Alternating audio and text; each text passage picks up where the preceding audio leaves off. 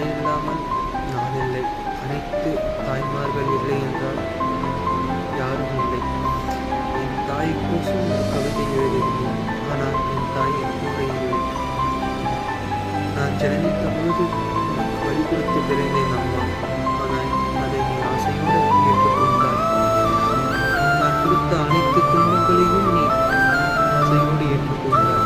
ஆனால் நீ கொடுத்த ஒரு துன்பத்தை என்னால் தாங்க முடியவில்லை. அது அனைத்து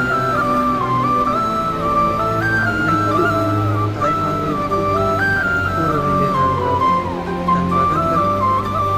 தன் மகள்கள் அனைத்து மகள்களும் தன் தாயை இருக்கும் வரை கண்கலங்காமல் பார்த்துக் கொள்ளுங்கள்.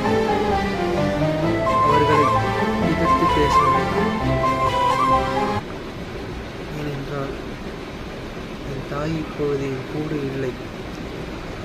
அப்பொழுதுதான் அவளோட அருமை தெரிந்தது.